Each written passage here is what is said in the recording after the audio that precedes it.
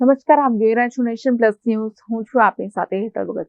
Surat traffic પોલીસે નવી મુહિમ અપનાવી છે, જેમાં ધ્વનિ પ્રદૂષણ અટકાવવા અને ટ્રાફિક વ્યવસ્થા સુધારવા આજરોજ અવેરનેસ કાર્યક્રમ યોજાયો હતો.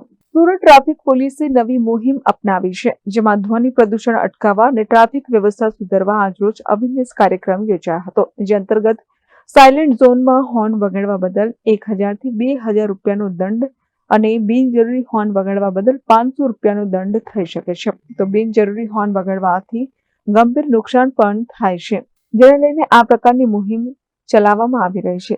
સુરતના રસ્તાઓ પર પ્લેકાર્ડ દ્વારા ટ્રાફિક પોલીસે અવેરનેસ કાર્યક્રમ યોજ્યો. ઉધના મગદલ્લા જતા બ્રેડ લાઇનર સર્કલ ખાતે એસપી, પીઆઈ તેમજ ટ્રાફિક કર્મીઓ જોડાયા હતા. નોઇઝ પોલ્યુશન છે ને, એ આખા વિશ્વની પ્રમુખ સમસ્યા બનેલી છે.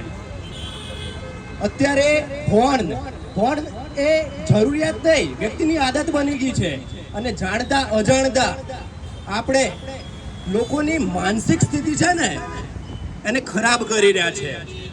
આ ઘોઘાટને લીધે લોકો ચીડિયા બની જાય છે, તેનાથી અકસ્માત પણ પરિણમતું હોય છે.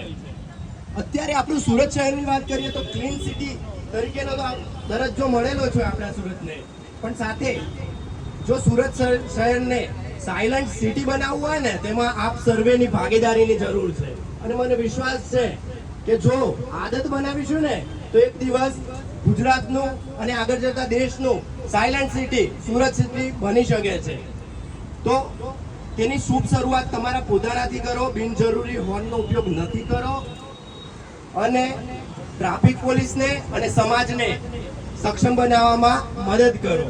બાકી આમાં જો બિનજરૂરી ઘોઘાટ કરશો તો 10,000 રૂપિયા સુધીનો દંડ, અને જરૂર પડે તો જે ખોટા પ્રકારનું તમારું હોર્ન છે કે સાયલેન્સર છે એ પણ જપ્ત થઈ શકે છે. જય હિન્દ, જય ભારત.